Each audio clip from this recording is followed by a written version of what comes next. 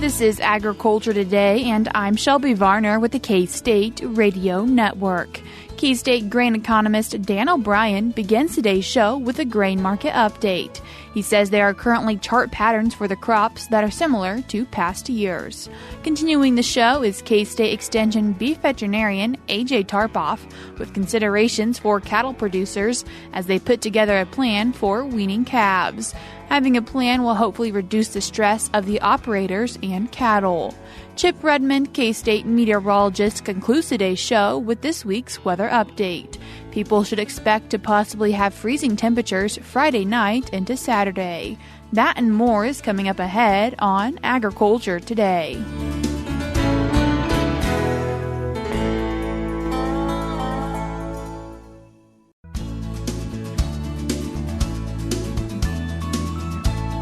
You're tuned in to Agriculture Today, and we start our Friday show with a grain market update with K-State grain economist Dan O'Brien. Dan, thanks for joining us once again. Thank you, Shelby. Looking at the grain market, we always start our conversation off with futures. And so, Dan, what are futures looking like? Well, interesting patterns. You know, we're in the midst of fall harvest for corn, for soybeans, for sorghum, and any price move to the high side is kind of welcomed at this time, and really sort of a surprise. We did see on yesterday's markets that the corn contracts closed up about 11 cents. The lead, the first about 10, 5, 6, 7, 8 contracts for soybeans closed up about 7 cents, and wheat closed up about 24. So, and frankly, those price moves are welcome. D's corn closed at 497.5, and looking at chart patterns, and again, we're in harvest, and so are we moving sideways? Are we showing more weakness? Are we moving higher? Actually, for corn now, since the lows that occurred about in mid-September, been moving sideways a little bit higher. So that's a thought-provoking thing, and a positive signal. And some of that has to do with still concerns about where the size of this year's corn crop will come in. We're going to talk about a WASDE reports coming up next week as well. But coming out of the end of September, we did see a sign of tighter ending stocks in the old crop marketing year, which will make for a little tighter supplies in the new crop marketing year. So that's also a positive factor coming into the corn market. But still, overall, we had gotten down to about 470 at the low here of late, and again closed yesterday at about 497, still under $5, but generally a little bit of an uptrend. I would say for soybeans that we closed yesterday on the November contract, lead contract and harvest at the same time, closed at $12.80 We've come down on soybeans from the highs of about in late August, early September of about 14.10 or so. Now we're down below $13, down to again where we said we were at on yesterday's close, about $12.80, and are showing a little bit of a sideways action. I think the markets are still looking at what type of export pace we have, which isn't terrible, but it could be better. Again, we're still weighing some South American planting issues, et cetera. So overall, some signs of a little bit of a sideways move for soybeans, but not as strong of a sideways to higher move yet for beans as we've seen for corn. And again, the WASDE crop production report coming up, very likely, probably expected to show some decline for soybean yields and soybean production. What came out of the stocks and the NASS reports stocks and other information basically, in essence, added about 20 million bushels to the ending stocks to use on the old crop marketing year, but nothing that wouldn't be dwarfed by a change of 50 to 100 to 200 million bushels in case the soybean yields fall off from what the market might be seeing. And also for grain sorghum in general, we still have had an up and down performance on grain sorghum exports. I guess I'd say kind of bearish in the short run, but still pretty positive in the long run. So I guess we'll see where that goes. For wheat futures, as we're focusing on that, just a long-term negative pessimistic slide in the Kansas hard red winter wheat futures contract traded on the CME, again from highs of about 930 or so happening in July and early August. We've come down all the way down to a low of about 650 about 660 thereabouts. Closed yesterday up a little bit, up to 690 and a half, and that run up of about 20 cents, about 24 cents on the December contract was the first positive move we've seen in wheat for a good long time. So this shows the depths to which we've fallen. Exports, really not a bad week in terms of overall U.S. wheat exports. We actually came in at 14.3 million bushels. We need about 13.8 to meet the USDA's projection. And that's, it's not many weeks here for wheat exports that we actually beat the pace that's needed to meet what the USDA's projected. For hard red winter wheat in our shop, came in at about 1.3 million bushels, need about 3.6. So again, an up and down situation. The strength is in the last several weeks has been in hard red spring wheat exports. Had about 6 come in during the week ending September 28th, need about 3.6 to meet the USDA's pace. So again, up and down in terms of all of that. So stand back and look at where the futures are at. Still showing some volatility, but overall just I guess a tacit acceptance that, hey, we're in harvest lows, and we're still getting some supply demand information from the USDA, but we've kind of turned the corner now in our focus and are looking for these low prices that have come about to give us some export business and to help us on the demand side. And what are some of those cash prices for those crops that are in harvest? Well, for corn, at the highest corn price and best basis bid is again in the Garden City area in Kansas, at least for the 6 areas that we follow. 522 is a cash price at a positive 25 cent basis, so that's good. We do see next highest prices in Salina at about 510, the Salina area. You have 498 in Colby, 485 in Columbus, 467 in Topeka. So again, just not a time of great strength, I guess, for corn. For grain sorghum, we still see in the Topeka area, again, if you're 467 for corn, the highest price for sorghum is 502. So strong bids there. Hutchinson, 547 is a high price compared to 512. High price for sorghum versus corn. So you got that going on. Other places, not a lot of difference. 538 in Salina versus 510 for corn. So again, enthusiasm, good prospects for grain sorghum exports, China being involved, and we'll see how long that holds up, and hopefully it holds up for the whole marketing year for sorghum folks. For soybeans, again, all prices now have dropped below $13. They're at basically the highest price that we had seen in these areas we're watching is $12.46.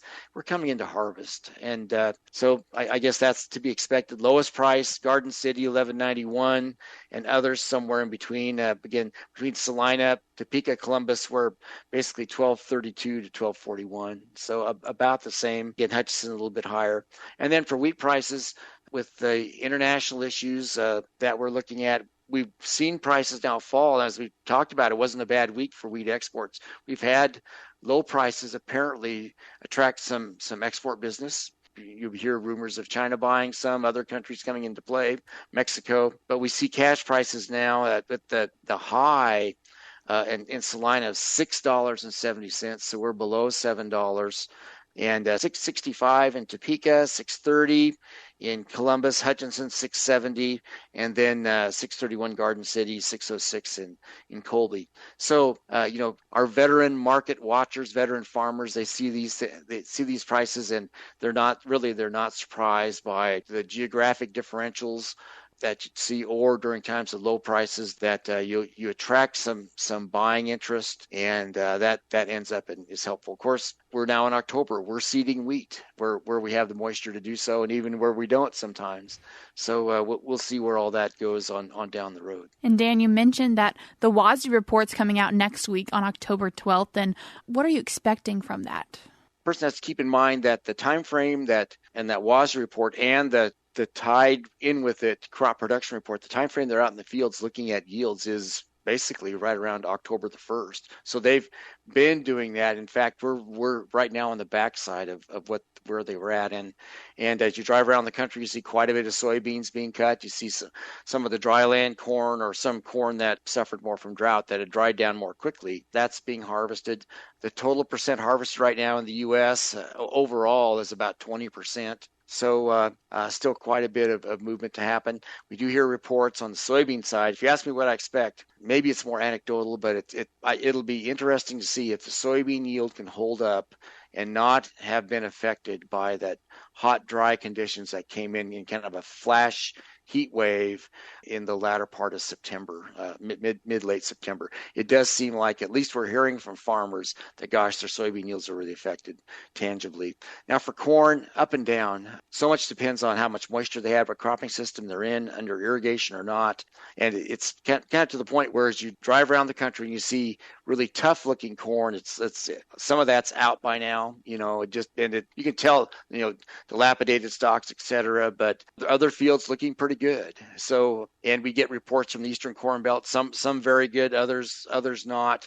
And we just need to cut through the fog of online reported expectations of good yields and or others that are the people with good yields ones more likely to speak out, or the ones with tougher yields more likely to speak out. I guess we're going to find that out. It's kind of a human behavioral issue. By the time we get to the report, I believe that's on the 12th, if I'm not mistaken. So I think that I expect the market to really zero in on the crop production report numbers, and then we'll filter that through the supply and demand balance sheets and see where we stand. I would not be surprised that the soybean yield would drop 1 or 2 bushels per acre yet, and that really tighten up the supply demand balance sheet for U.S. soybeans, and the prices respond at least moderately so to that. On the corn, it's uncertain. We're already down to in the 173, 174 range. Will we go lower than that or not? And that's really unknown at this point. That was K-State grain economist Dan O'Brien. We're cutting to a short break now on Agriculture Today, but we'll be back with more ahead.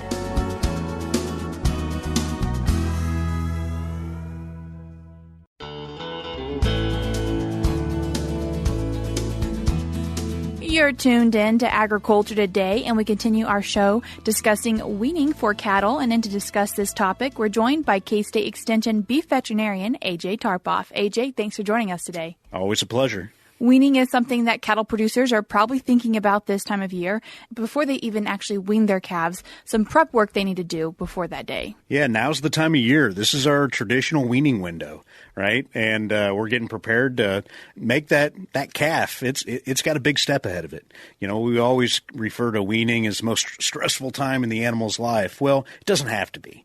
And it comes back to, and sometimes it's stressful on the operators, the producers. Again, it doesn't have to be. So now is the time to plan ahead. Whether you have a traditional weaning window, maybe you're weaning to be able to prepare those calves for a particular sale, whatever works for you, plan ahead and plan accordingly. Now is the time that if you're going to be handling your animals, okay, are you going to be working them through your facilities? When's the last time you worked your facilities, right? Did you have a gate that wasn't, a little bit creaky, and maybe you had to, take out the cutting torch and just cut it off, and maybe it's not functional right now, right? Anything that needs to be repaired, now's the time. Okay. Some working facilities that are out in the pasture, we all know that some of those facilities don't go unused for periods of time through the year. If you have a lot of tall weeds, things like that, it's time to go knock off all those weeds, make sure it's an easy access, easy flow to make sure we're not impeding any of those animal handling whenever we get them in there. Next is, again, plan ahead and plan accordingly that weaning is an event. It can be an event, but it's not a timed event. So, whether you hire people in, you have day labor, you have neighbors come and help, family members coming back from college, right? You got the kids coming back from college to help out with weaning. Whatever that is, have some flexibility in place, but also communicate. Okay, this shouldn't be a spur-of-the-moment activity. It should be planned out well in advance. So while you're planning, labor, facilities, timing, but also weather. right? Weather is unpredictable at best, but we're coming into early fall, and with it, which is one, I love the weather, but we can also have temperature fluctuations. So when you are planning a weaning event, if you're trying to plan accordingly, we're trying to reduce stress, especially when you're retaining those animals post-weaning to try to do some preconditioning programs. Try to plan ahead where we're not having super fluctuations or any major weather events happening, because the worst thing we want to have happen is stacking some of these stressors. When we separate from mom, we change nutrition, change environment potentially, but then also have one of those big hits with a weather change. So again, the forecasts, keep an eye on those things. We have several days in advance that we can be, pretty decent. So these are all things that should be in the back of our minds, or actually in the front of our minds, whenever we're planning ahead. Part of that planning ahead, you mentioned a change in diet, so maybe starting to acclimate them to a few changes that they'll see as they move forward in their life. Absolutely. So I love acclimation. Okay. Whenever we're introducing new animals to any new environment, new feedstuffs, new water tanks, whatever that is, give these animals a comfortable, unstressed time to be able to figure things out for themselves. So if we're going to be feeding weaned calves, a new diet, right? Well, it's okay to go out while they're still with their mom and introduce that new feed. Okay, making sure that they're comfortable with it, they're confident, they know that they need to eat out of a bunk. We don't have to have a hard bunk break the day of weaning, and they don't know how to eat out of a feed bunk. We can go deliver some of that ration out into the pasture if you have that availability, but expose it to those calves. Okay, we want them to be comfortable and confident whenever they enter that weaning pen. Other acclimation, just the environment. If you're going to dirt lot wean, making sure that you have access and let the pairs into that area. Make sure that they can see where you're going to be feeding. They can smell where you're going to be feeding. They know what the water tank is. That's water's really important, the most critical need. Well, some of these calves, they've probably been out in pasture most of their lives. Have they drank out of some of those water tanks?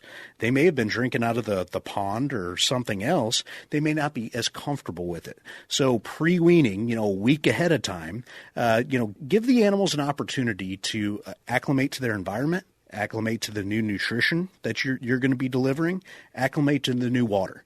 That'll all build confidence in these calves whenever we start working them through this transition. And always, if there's questions, a local veterinarian is always a great option to talk to. The local veterinarian, it's that conversation under the veterinary client-patient relationship. That is a pre-weaning necessity, is to go have that conversation with your vet for a number of different reasons. Number one, if you're going to be a part of some of these preconditioning programs, a lot of them are verified through your veterinarian that they have received certain vaccines, certain parasiticides, whether you implant or not. Again, go work through your vet and say, okay, it's coming up. Don't do it the day of, because usually that's on a Sunday or a weekend when they may not be on. But go have that conversation. Make sure you have products on hand, that you're prepared to vaccinate. And if you are going to vaccinate, kind of planning accordingly for product quality control.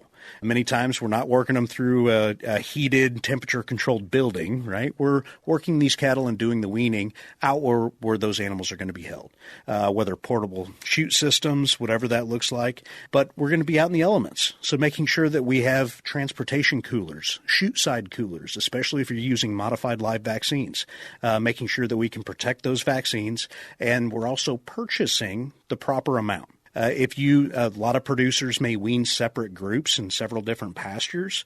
If that's the case, you only want to mix that modified live vaccine for the number of animals you can work within an hour. Okay. So if you're working smaller groups of 10 head groups in several different pastures, instead of buying one 50-dose vial, you may want to buy several 10-dose or even 5-dose vials to make sure that you can mix that as you go to maintain that, that product quality control, to make sure you are keeping that investment and you're maximizing the investment you're putting into those animals.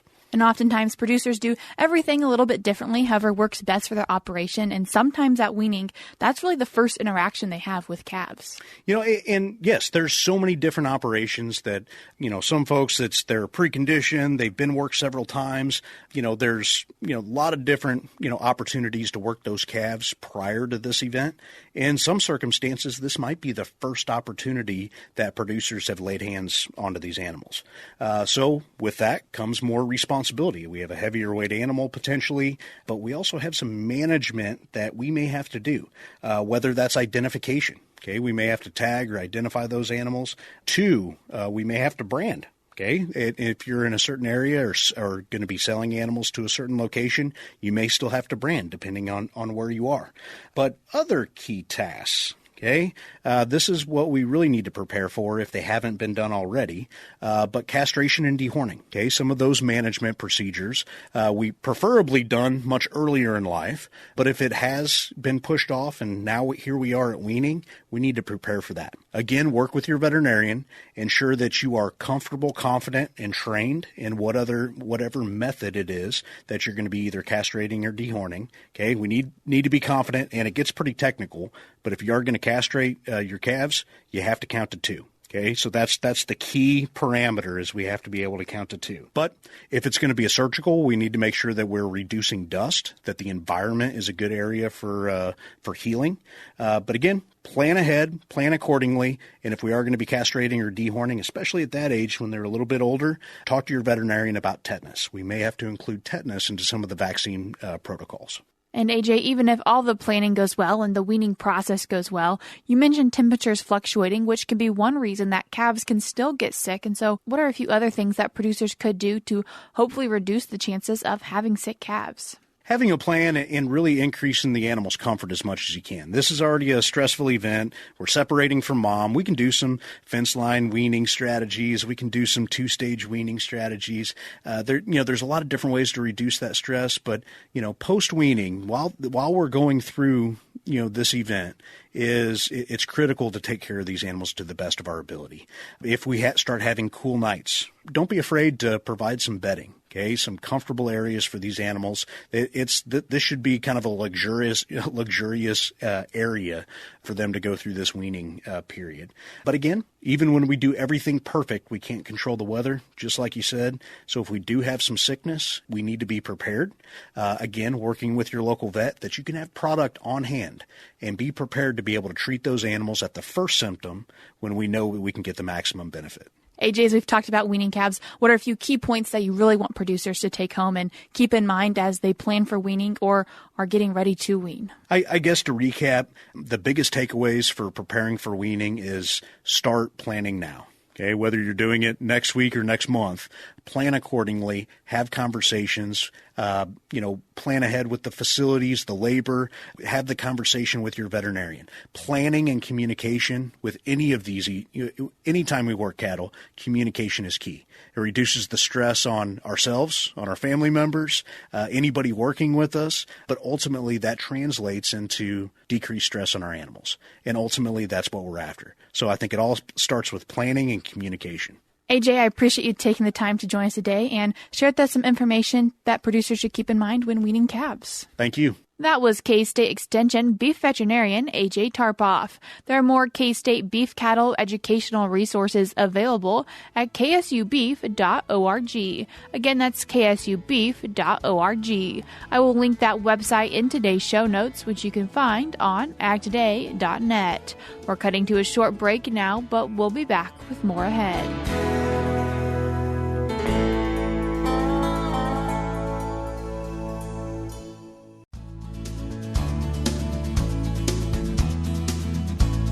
You're tuned in to Agriculture Today, and we conclude our Friday show with a weather update. And as always, we're joined with K-State meteorologist Chip Redmond. Chip, thanks for joining us today. Yeah, thanks for having me. Some exciting news for Kansas. We got some rain. Yeah, we got some rain, and it unfortunately was kind of isolated in nature and came in that convective component with thunderstorm activity, which meant it was really isolated to where it happened. Some folks got a lot and some folks not so much. We saw precipitation amounts over an inch to close to 2 inches in some places, especially in the southwest where they were drying out. They needed a little kick in the moisture, but they've gotten a lot of moisture in southwest Kansas this year, and it just continues coming. And then as it got further east, it got a little bit more sporadic and then finally cut off just east of the 177 or 77 corridor.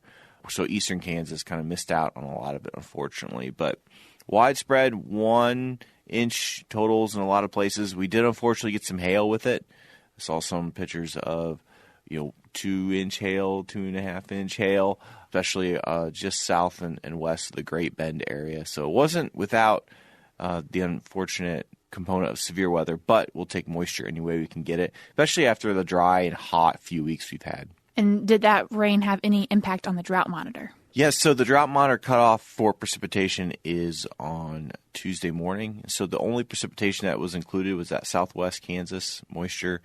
And so they're already drought free, and they're part of the 17% of the state that is in no drought conditions at all. But once you get outside of that, the dry conditions and warm conditions led to drought expansion in the north and eastern part of the state, in areas like northern Flint Hills.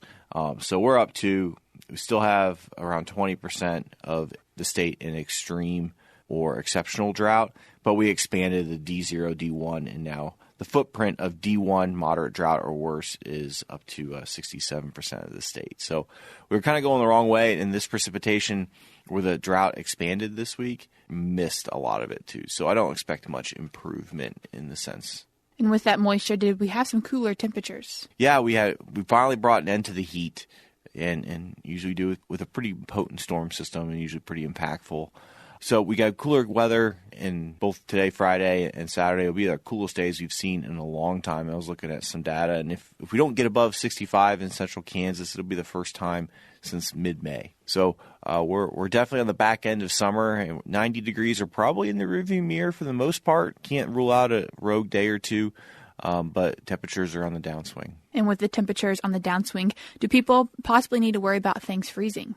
Yeah, so it looks like our first freeze for parts of the state is going to come into early Saturday morning. We'll see temperatures in the low 30s. I don't think we'll have a hard freeze down into the 20s by any means, except for maybe an isolated area. But most northwest and north central Kansas will likely see a freeze, and with frost areas surrounding that. So it'll be the first touch of it. Pretty typical for this time of year, where those areas usually by October 4th, 5th see their first freeze. So we're right on the mark. It might be a little early for some folks, maybe in central Kansas, but otherwise, yeah, our first freeze, it looks like temperatures are going to climb back up after that, though. After those temperatures climb back up at the beginning of next week, after that, kind of towards the end of next week, what are you expecting to see? Yeah, so with those warming temperatures, it's due to the result of the next coming storm system. We're definitely entered a more active weather pattern where we're getting a potent system once per week now, and that will continue probably for into middle October. So that'll bring another chance of precipitation late next week, and with another potent cold front, hopefully some more widespread moisture, maybe more eastern Kansas focus where we really need it. And it won't be a drought buster by any means, but another round of precipitation, hopefully a little bit more widespread. And then temperatures are also going to fall with that frontal system into next weekend. So we're kind of riding that roller coaster of a transition season in the fall, and we're going to carry that into winter with temperatures slowly trending downward with it. Chip, I appreciate you taking the time to join us today and give us a weather update. Yep, thanks for having me. That was K-State meteorologist Chip Redmond. You can see more weather in Kansas by going to the Mesonet website at Mesonet.ksu.edu. That's all we have for you this week on Agriculture Today, but we'll be back with more for you on Monday.